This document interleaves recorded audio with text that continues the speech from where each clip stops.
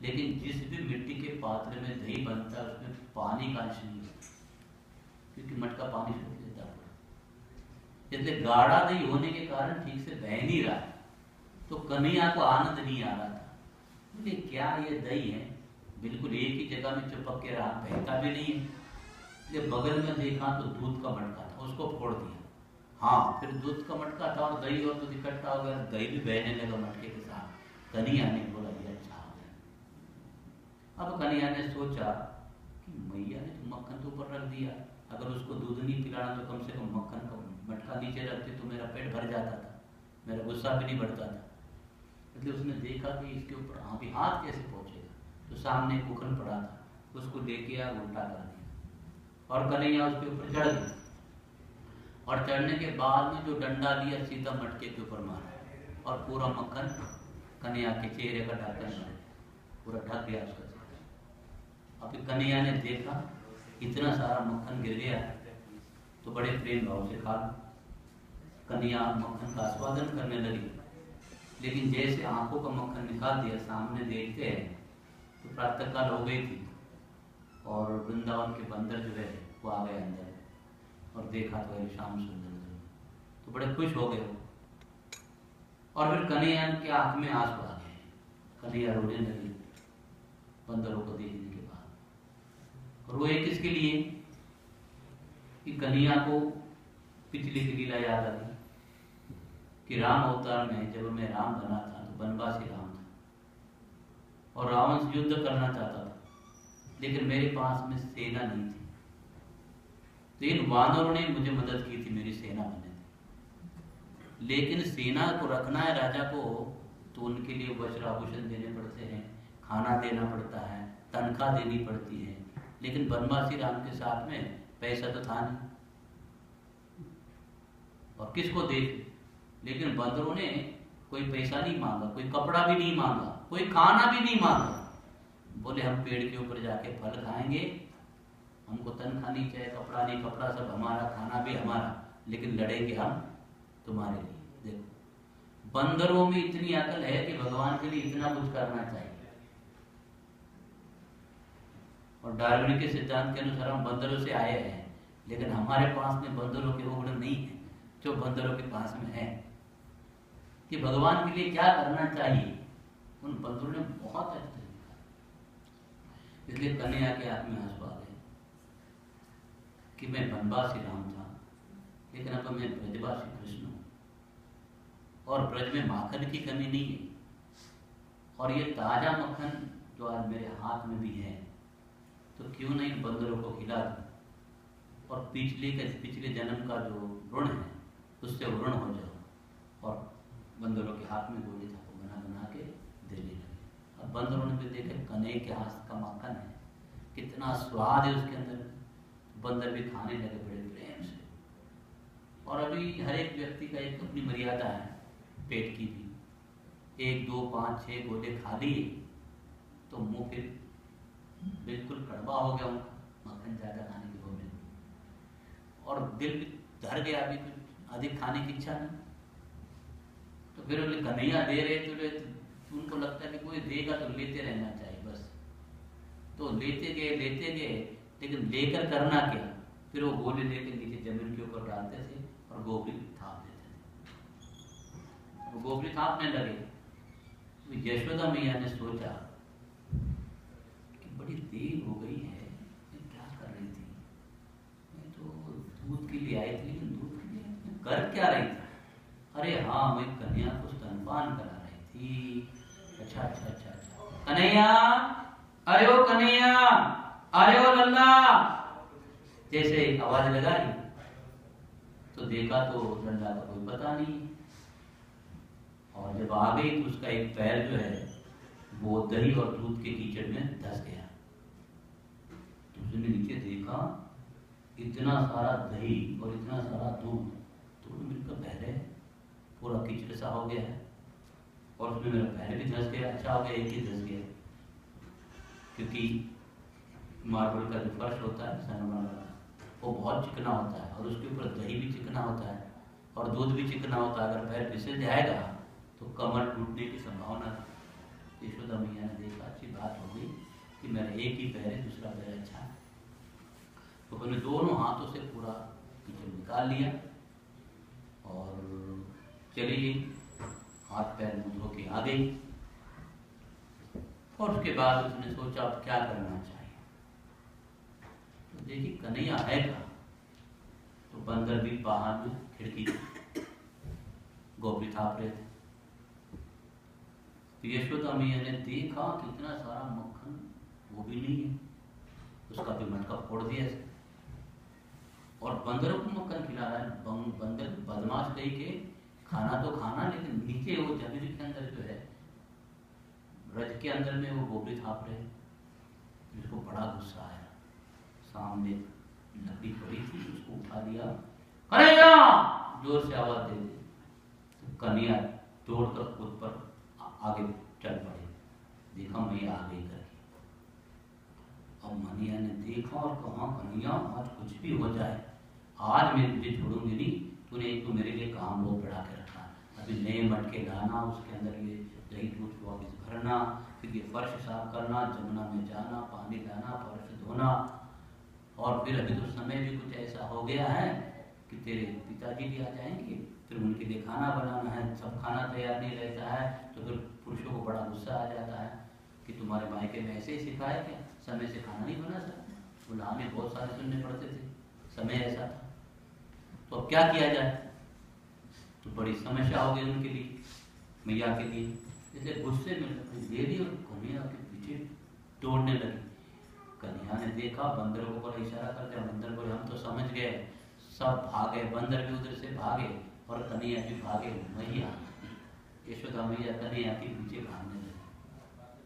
अब शरीर यशोदा मैया का अच्छा था, थोड़ी मोटी थी शरीर से, और पूरी ब्रज की गली में भागने लगी। तो भागते भागते भागते वो सोच रही थी कि कन्हैया के जो पैर बिल्कुल दिया सराय इतने छोटे छोटे हैं, ऐसे ऐसे ही चलते हैं और मेरे कदम तो कितने दूर चले जाते हैं। अपने महाभारत में एक बात सुनी हो, याद नहीं हो किसी ने सुनी हो, कि द्वापर युग के लोगों की हाइट इतनी ऊंची थी, एक कदम भीम डालता था तो 6 किलोमीटर का अंतर कट जाता। कितना? 6।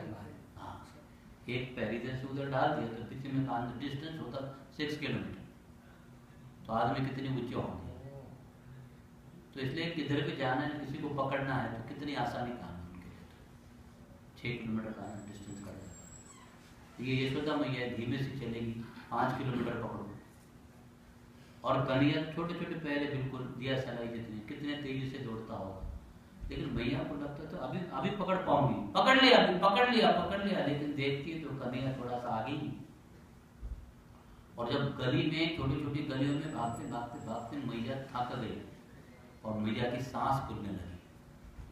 और जब सांस खुलने लगी तो मैया हाँफने लगी, कहले कान्हा तू बड़ा तेजी से दौड़ा, अभी मैं देखती हूँ तेरे तरफ।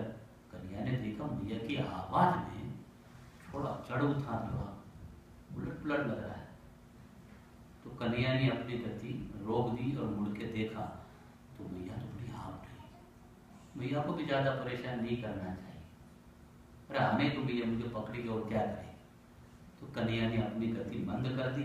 कन्हैया ने, यशोदा मैया ने जाके कन्हैया का हाथ पकड़ लिया और एक बार मैया गुस्से में आ जाती है, बच्चे का हाथ पकड़ लेती है।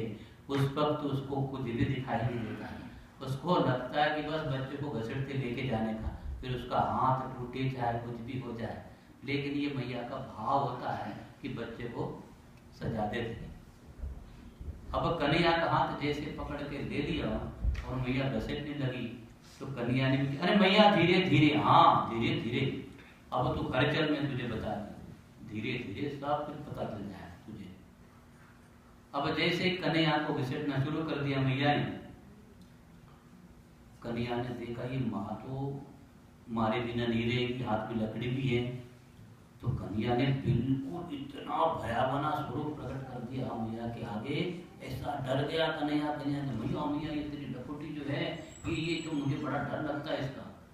तो जब देखा कि ये कन्हैया पसीने से लथपथ हो गया, बिल्कुल घबरा गया है, तो यशोदा मैया ने फिर लखोटी फेंक दी लकड़ी। और फिर जब फेंक दी तो कन्हैया ने बोला अरे मैया मुझे क्या बताऊं? बोले अब तो झूठ मत बोल। अरे मैया मेरा कोई दोष नहीं है, ये सारे के सारे ब्रज के बंदर जब आ गए अंदर। बोले अच्छा बंदर अंदर आ गए, फिर बोले क्या करूं मैया, उन्होंने ये मटका तोड़ दिया, सारा मक्खन मेरे मुंह के ऊपर डाल दिया, इसलिए तुमको लगता है कि ये सारा उद्यम मैंने किया। अच्छा कन्हैया कितना झूठ बोलेगा? हाँ सही बात है, मेरी सच बात किसी को सच नहीं लगती है, मेरी सच बात भी झूठ लगती है। ठीक है, कन्हैया ने कहा ठीक है, अगर ऐसी बात है तुम्हें मुझे मारना ही है तो तुम्हारा मेरे प्रति कोई प्रेम दिखता नहीं है, शायद मैं तुम्हारा बेटा नहीं हूँगा, शायद सौतेले बेटा हूँ। ऐसा श्री कृष्ण का भाव था। यशोदा मैया बोली ये बड़ा उस्ताद को बोलने में तो उस्ताद है, मेरे को भी चकमा दे रहा है। तो बोले ठीक है।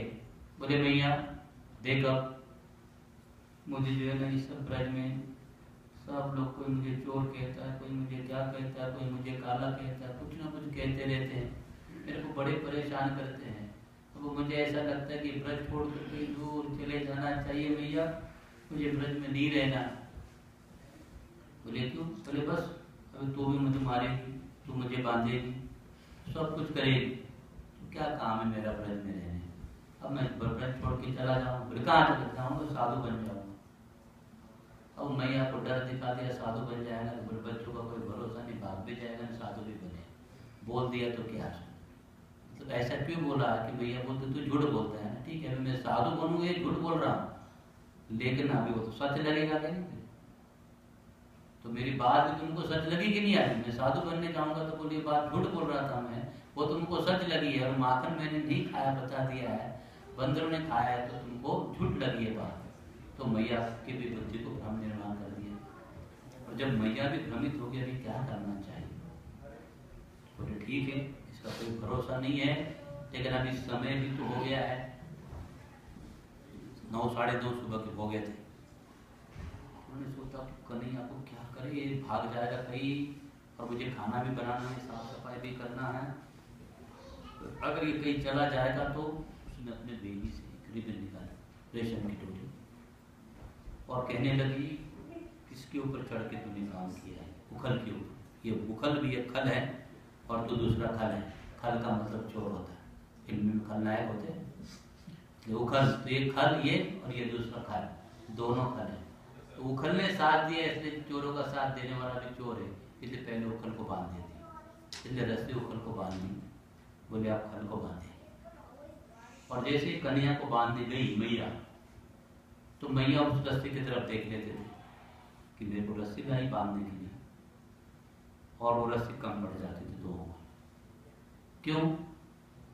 तेरा यशवन मीना से कितनी रस्सी दी तो उंगल को बांध दिया, कन्हैया की कमर तो इतनी छोटी है, बांधने जाते 2 इंच कम पड़ जाती है। फिर उसने 2, 3, 4 नंद महाराज के पास में, नंद ये उपाधि है ब्रज में, और भानु ये भी उपाधि, तो नंद उपाधि उनको दी जाती जिनके पास में 9 लाख गैया होती है, उनको नंद कहते हैं। और ऐसे 9 नंद रहते थे, और भानु का मतलब जिसके पास में 10 लाख गैया है उसको भानु कहते थे। वृषभानु नंदिनी राधा रानी है, तो राधा रानी के पिताजी के पास में 10 लाख गैया थे, और नंद महाराज के पास में 9 लाख गैया। अमीरी में भी राधा रानी बड़ी थी कृष्ण से, क्योंकि भानु की थी 10 लाख गैया थी, और ऐसे 10 भानु थे, 10 भाई थे, 1 करोड़ गैया तो उनकी हो, और इनकी जो है 9 नंद थे, 9 लाख गैया, तो 45 लाख गैया तो इनकी थी। अब ऐसा हो जाने के बाद में जब यशोदा मैया ने देखा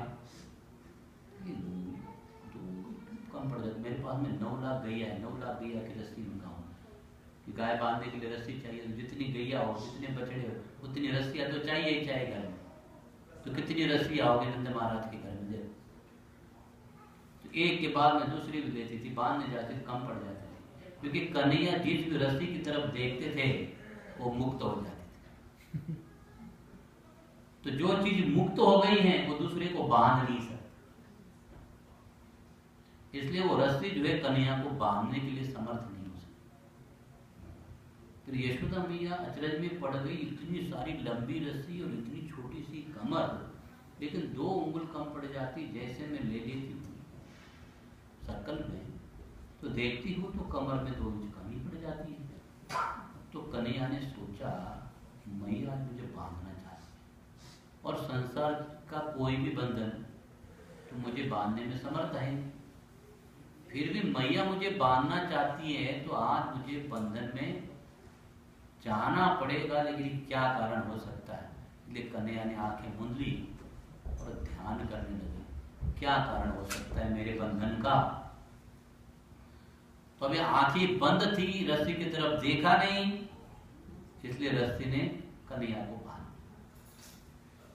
और कन्हैया सोचने लगे क्या कारण हो सकता है। अरे हाँ, मुझे याद आया, मेरा भक्त नारद, उसने कबीर के जो 2 पुत्र थे, नलकुबेर और मणिग्रीव, वो जो अप्सराओं के साथ में शराब के नशे में नंग धड़ंग एक सरोवर में स्नान कर रहे थे, और नारद जी जब वहां से गुजरे तो उन्होंने देखा तो उन अबलाओं ने जो अपने अंगत वस्त्र से ढाक लिए निकल गई, लेकिन ये अमीर बाप के बेटे और शराब के नशे में कपड़े भी उतार के रखे थे, नंग धड़ंग खड़े थे। तो इसलिए इनको नशा इतना, एक तो पैसे का नशा, दूसरा फिर शराब का नशा, फिर काम का भी नशा, ये 3 नशे में चकनाचूर हो गए हैं और नंग धड़ंग खड़े हैं।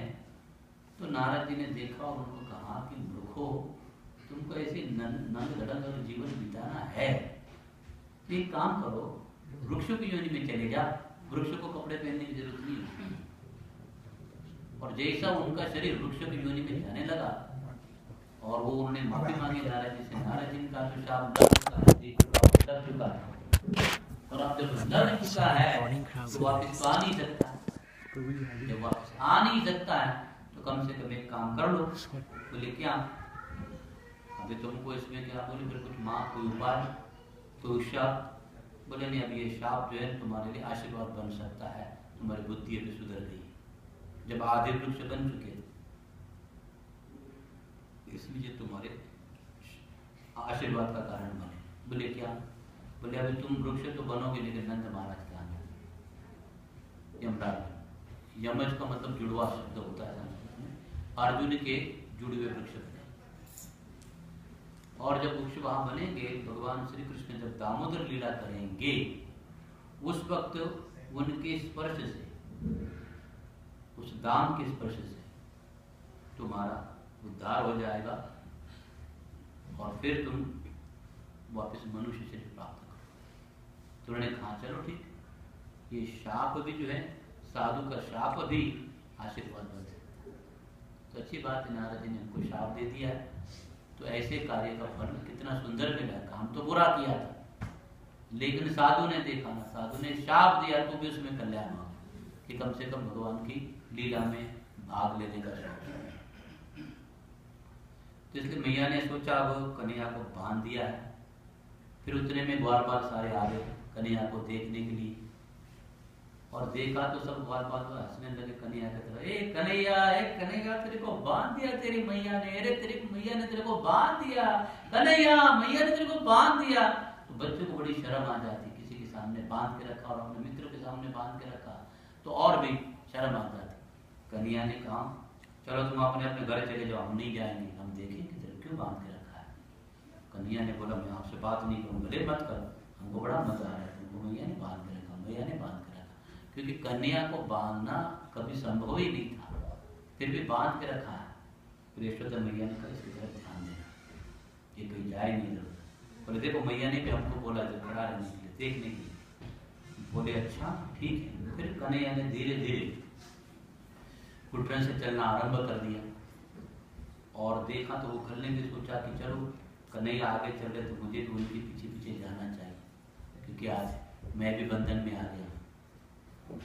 और जैसे यहाँ प्रांगण में आ गए कन्हैया जी और आगे जाने लगे तो 2 वृक्षों की कुड़ल में से नीचे चले गए, और जैसे प्रसार हो गए आगे चले गए, उन्हें एक झटका दी दिया तो ऊपर टेढ़ा हो गया, लटक गया। थोड़ा जोर से रस्सी से थोड़ा सा खींचा तो दोनों वृक्ष जो है आंधी नहीं तूफान नहीं लेकिन जड़ के साथ उखड़ कर गिर गए। यशोदा मैया भी चौक हो गई और नंद महाराज का भी आना हो आरंभ हो गया। वो पहुंचे, देखते वृक्ष गिर गया और कन्हैया वृक्ष के नीचे। जब नंद महाराज ने देखा कि छोटा सा बालक इतना बड़ा वृक्ष गिर गया और दौड़े दौड़े दौड़े झटक से कन्हैया का बंधन खोल दिया। कन्हैया का बंधन खोल दिया। बोले कन्हैया क्या हो गया? पता नहीं पिताजी, मैया ने मुझे बांध दिया था। बोले क्यों? पता नहीं पिताजी, आप भी पूछो मैया ने मुझे क्यों बांध दिया। बोले अच्छा, मैया ने तुझे बांध दिया? क्या मैया का दिमाग है? एक तो बचपन से उतना ही सुना होता है, ढेर सारे असुरों ने इसको तंग करके रखा बालक को, और आज मैया आइए पूरा वृक्ष बालक के ऊपर गिर जाता तो बंधन में नहीं होता तो कम से कम भाग तो निकलता था। क्या पता नहीं औरतों के दिमाग में भी क्या चलता है और क्या नहीं। कैसे इस मैया को ये सोची। फिर अब यशोदा मैया ने भी आके दो वृक्ष गिर गए और कन्हैया। फिर मैया ने देखा क्या, पिताजी ने पूछा कन्हैया आप तो क्या करो? पिताजी अब मैया के बाद मैं कभी नहीं जाऊंगा। बोले क्यों? बोले नहीं जाऊंगा पिताजी। वो पूर्णमासी को बड़ा गुस्सा है। बोले कन्हैया क्यों बकवास करता है? कुछ न कुछ उद्यम किया हो तभी तो मैया ने बांध के रखा होगा। और अभी कहता मैया के पास में कभी नहीं जाऊंगा। मैया के पास नहीं जाएंगे दूध किसका पिएगा? गाय का पीऊंगा। बोले गाय का पिएगा? मुझे अच्छा। यशोदा मैया ने सोचा ये कन्हैया मेरे पास में नहीं आएगा, मेरा स्तन पान नहीं करेगा, मेरा जीवन उससे मर जाना अच्छा। वो अपने कक्ष में चली गई और बिल्कुल दुबली पतली हो गई कि कन्हैया ने मेरा त्याग कर दिया, अब मेरे पास में कभी नहीं आएगा। बिल्कुल दुबली पतली। चिंता आदमी को कितनी जल्दी परेशान कर देती है। तो यशोदा मैया को श्री कृष्ण के उन वचनों ने बिल्कुल मर्माहत कर दिया। और फिर नंद महाराज ने कहा ऐसा तो मैया को नहीं करना चाहिए था। और ब्रज की ढेर सारी महिलाएं आ गई यशोदा को मिलकर। यशोदा तू तो बहुत प्रेम करती कन्हैया से, तूने कैसे बांधा? पूर्णमासी ने सबको डांटा, पर तुमको कोई दूसरा कोई बात आती, जो भी आती वही सवाल करती रहती। एक तो बेचारी पहले से ही परेशान है, कन्हैया ने आने से मना कर दिया है और उसकी परेशानी उसके साथ में, और तुम आके वही सवाल करती। बांध दिया तुम्हारा क्या जाएगा? बांध दिया तो क्या? तुम नहीं बच्चों को बांधते हो, डांटती नहीं घर में? सब लोग तो करती है, मैंने क्या किया तो ऐसे कोई नया काम थोड़ी किया। अब बोले क्या करेंगे? अब 9 साढ़े 9 बजे की घटना थी। शाम को 4 साढ़े 4 बजे तक सब लोग बैठे रहे, कोई किसी से बातचीत नहीं कर रहा था, खाली हाथ कान के ऊपर लगा के सब बैठे शाम के 4 बजे तक। अब शाम को 4 बज गए, 4 बज जाने के बाद में सब लोग परेशान हो गए। और वो पूर्णमासी चली गई यशोदा मैया के पास, थोड़ी रुई ले ली, नाक को लगाई, चल रही, शरीर को हाथ लगाया तो पूरा ठंडा हो गया। वो घबरा गई। शरीर ठंडा होने का मतलब शरीर छोड़ने की तैयारी। तो अब क्या किया जाए? तो वो गई नंद महाराज से, महाराज जी, नंदराय जी, मैं आपको साफ साफ कह देती हूँ। बोले क्या? आप कुछ भी करो, कन्हैया को समझा दो और मैया के पास में। नंद महाराज के लिए हाँ, जैसे मैंने कन्हैया को मना कर दिया मैया के पास जाने के लिए, लो उसको कहो बांधो, और भी रस्सियां लो, अपने घर में नौकरात गई है, उनकी रस्सियां ले लो, बांधने की किसी कर ले लो। नंद महाराज जी वो बात नहीं है, यदि आप मेरी बात नहीं मानते हो तो मैं आपको साफ साफ कह देती हूं, एक बार कृष्ण को जो है पिता तो रहेंगे लेकिन माता का चला जाए। तो नंद महाराज थोड़ा गंभीर हो गए, बोले देखो हालत बहुत खराब है, आपको मालूम नहीं तो उसका हृदय कैसा है। फिर नंद महाराज ने कन्हैया, हाँ बाबा बोलो। देख कन्हैया, तेरी मैया ने जो है प्रातः काल से ना तो अन्न का सेवन किया है और ना जल का। तो पिताजी आप बताओ मैं क्या करूं? कन्हैया तो चला जा मैया के पास। अच्छा पिताजी आप कहते हैं तो जाता हूं। और एक गोपी ने जो है बोले कोई खाने वाले है नहीं है, फिर भी 2-4 टिक्कड़ बनाए थे, थोड़ा सरसों का साग बना कर रख दिया, भूख लग जाएगी तो खा लेंगे।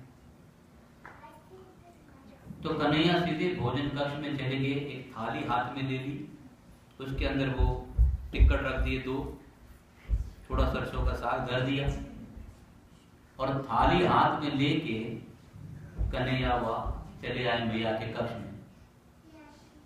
तो मैया वहां बैठी हुई थी और थाली हाथ में थी, लेकिन मैया ने देखा कि कन्हैया तो आ रहा है, लेकिन मैंने उसको टाटा फटकारा बांध के रखा है, तो आपको नजर मिलाऊंगी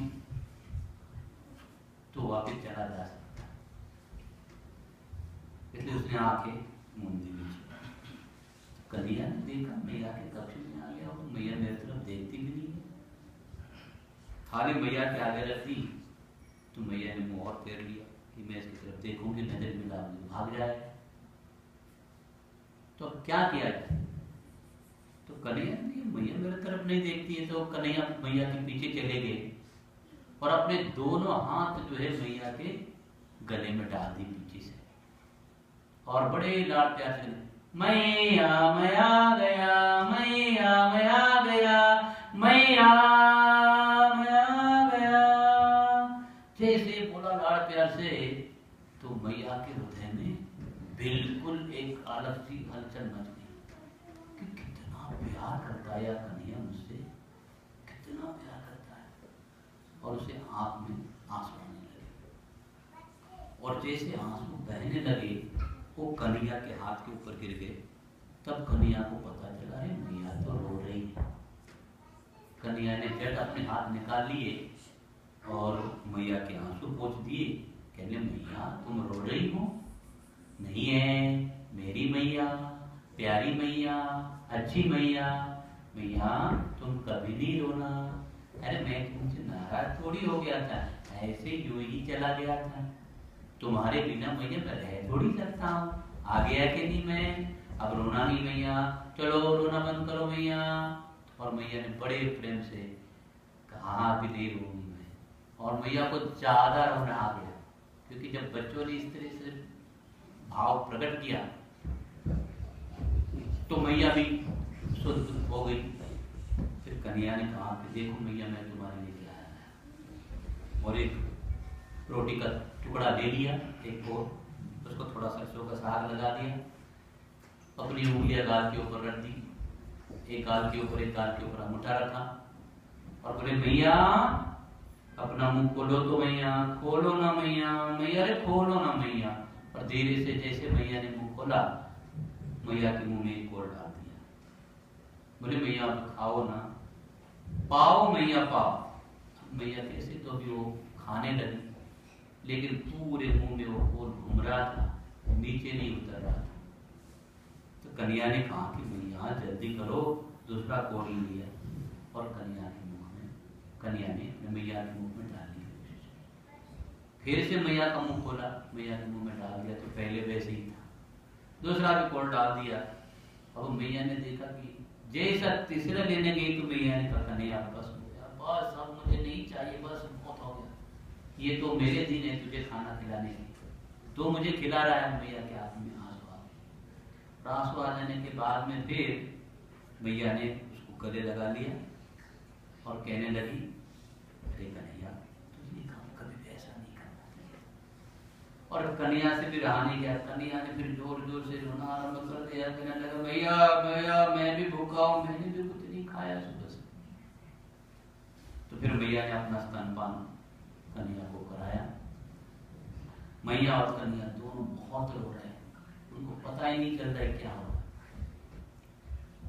और फिर उतने में नंद महाराज आ गए, देखा उन्होंने कि दोनों में कितना प्रेम है, और धीरे से बता दिया अब क्या करना चाहिए। बोले कुछ नहीं, डाला तो सो गया है, उसको पलंग पर कर दिया। फिर नंद महाराज जी के सामने थाली रख दी, उन्होंने एक और मुंह में डाला, बोले कि मुझे नहीं चाहिए। और इस तरह से 5:15 बजे ये लीला पूरी हो गई। और फिर नंद महाराज और यशोदा मैया वो भी सो गए और बाकी सब लोग अपने अपने घर चले गए, किसी ने भोजन नहीं किया। तो प्रेम जो है वो मैया को, नंद महाराज को, ब्रजवासियों को कन्या का वशीभूत होता है। इसलिए संसार में ये जो हमारा जीवन है वो प्रेम पाने के लिए, और प्रेम नाम की चीज इस धरती पर कहीं पर भी नहीं है। प्रेम का कोई एजुकेशन किसी स्कूल में, कॉलेज में, यूनिवर्सिटी में नहीं दिया जाता, लेकिन प्रेम की अनुभूतियां सबको है। और जब ये प्रेम की अनुभूतियां है तो ये प्रेम की जो अनुभूतियां है ये राधा दामोदर जी की लीला में ब्रज का प्रेम जो है कैसे बांटना है, कैसे दर्शाना है, ये इस लीला के पीछे का आशय है। इसलिए आज की जो लीला है ज्यादा महत्वपूर्ण है।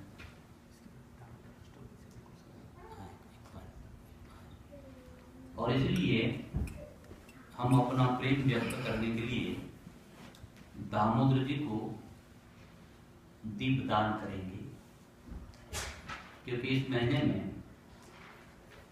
दामोदर का अष्टक प्रतिदिन गाया जाता पूरा मास, कार्तिक मास, और दीपदान